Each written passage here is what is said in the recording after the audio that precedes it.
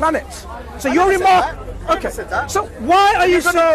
Quote me in the right way. I didn't say you said that follows from the this book country. of Islam in this country. It's not compatible with this country. So go to a country where So it's compatible. what are the principles of Let me put it Islam in a that are nice not way. compatible? That you think with the Western values? Kill the non-believers. Okay. Does it say that in the book? Slow down. Does it say that in the book? Slow down. We will do this Slow down, one by I'm rushing. No.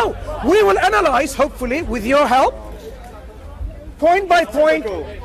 Point by point. There's only one point. So you consider Islam says kill the non-believers? Does it? No, it doesn't. It doesn't. Okay.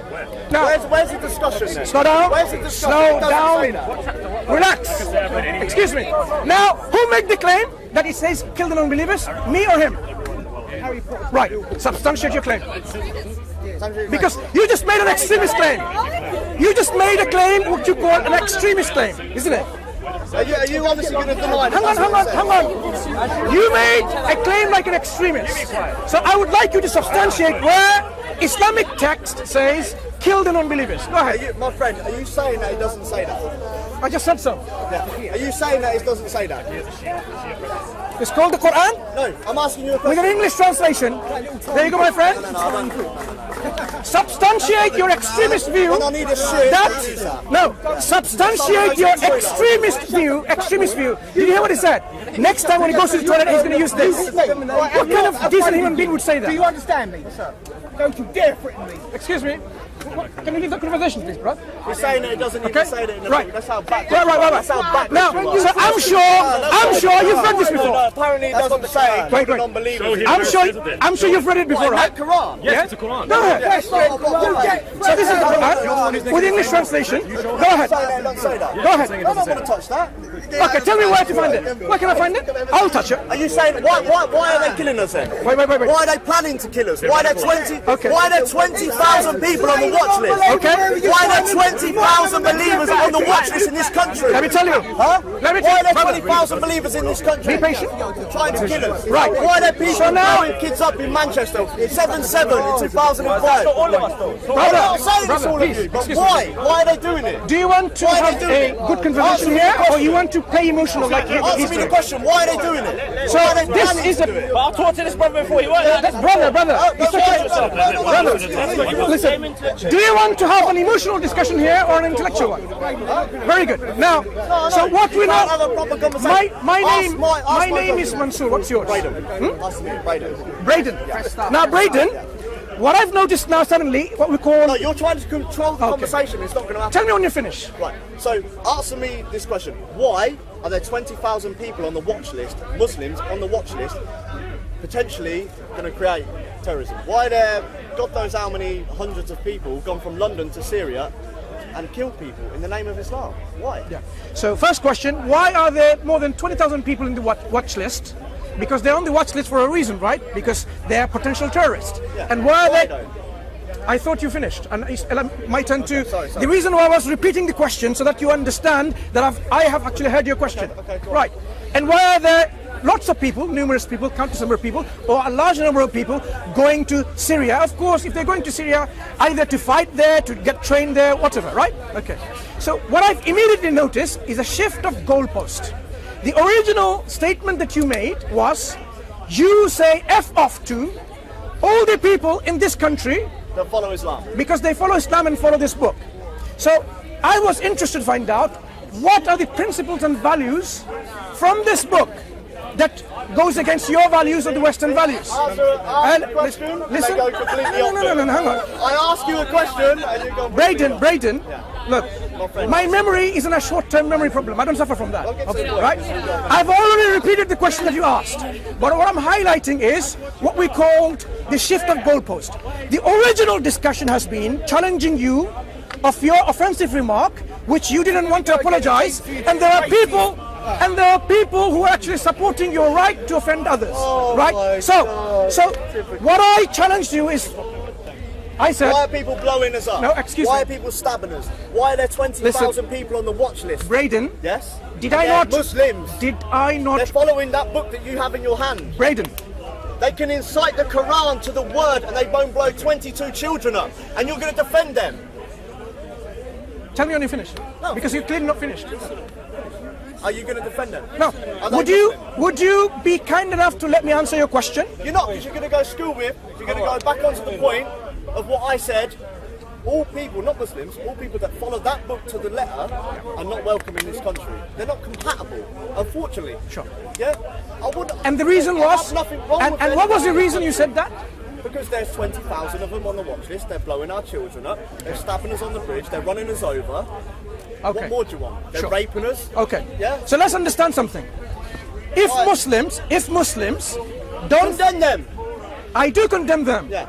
Let them be punished severely by the hands of the law. What I'm asking is this. People who should be punished are the people who are the criminals and whose crime has been established. So any criminal whose crime has been established by law, they should be punished. But my point was something quite different, because you made a claim, whoever follows this book. Yeah. Now, what within this book, this Quran?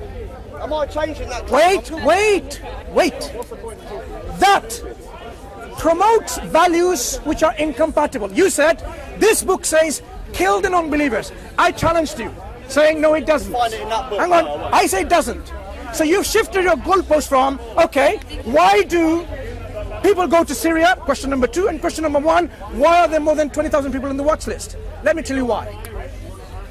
First point, the Quran doesn't say go and kill civilian people, innocent people. Quran says fight those who fight you. That means if you fight the Muslims in a context of war, they're not going to say, oh, let me come and hug you and kiss you with flowers. No, they will fight and defend, because it's a natural response. Secondly, since the Quran doesn't advocate or encourage the killing of innocent people, innocent civilians, your remark about Muslims are doing this by following this book is totally, totally unfounded, and this is how we debunk this kind of claims. Now moving into your claim about why people do that. There are people who don't follow this book, and then they gamble. And they're Muslim. Excuse me. Would you let me finish? You're going on and on and no, on. I'm trying to answer, and you have no patience. The people who blow up in 7/7 or 9/11. Listen. Put your fucking hand away from me. I'm telling you now. Huh? Shut your fucking mouth. Excuse me, brother. Please. Yeah, Listen to that, please, thank you. Right. Excuse me, brother. Brother, please. Star. أعوذ بالله من الشيطان الرجيم. Star. Say أعوذ بالله من الشيطان Star. الرجيم. And then I will show you. Brother, say أعوذ بالله من الشيطان الرجيم. And look at the floor. أعوذ بالله من الشيطان الرجيم. Okay, now I'm going to answer the crowd anyway, because because Bradley he thinks it's difficult to handle.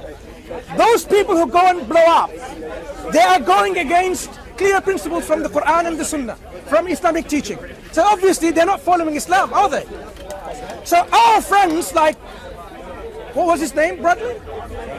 Brandon? Yeah? Okay. Sorry, sometimes names don't stick because if it's not repeated so many times. So what he doesn't realize is that we say it very clearly. Those people who go and kill non-believers or whatever, just because they're non-believers, they're not following the Quranic teaching. Simple as that. Doesn't Islam and Judaism teach love your neighbor, look after your neighbor? So how can you go and kill your non-believer who's your neighbor? It doesn't make any sense. Remember we had discussed this discussion before. So what we are saying is this. People go what we call by emotional brainwashing. So our friend that I was speaking to, and the few other individuals who were here before, they're actually brainwashed by emotionalism. Brainwashed by the media. They're brainwashed in a sense because they think Muslims are coming over to take over their values. Seriously? If you look at Islamic history, we have in Syria, not now, because now it's a mess, for more than 1,000 years, a church on this side and a mosque on this side. Muslims and Christians living side by side for more than 1,000 years. How was that possible? How is it possible? A mosque and a church just opposite to each other in Damascus. It's because how Islam treats everyone in fairness and justice and toleration. Just because you don't agree, it doesn't mean we have to go and essentially annihilate you from existence. No. The differences can exist And it's possible. And it has been always. No one can change each other's belief. So we encourage people, I want to make it very short. We encourage people to remove the veils that are blinding you by this emotional brainwashing by the media. Whether you read on the papers, watch it on YouTube, on TV, ask yourself, does this book say such a thing, such a horrible thing about killing the non-believers just because they're non-believer? Or is there a huge propaganda? So there is a propaganda, and I would like you to wake up to this propaganda and confront it yourself. Because unless you confront this propaganda, you will be the victims. You will be the victims.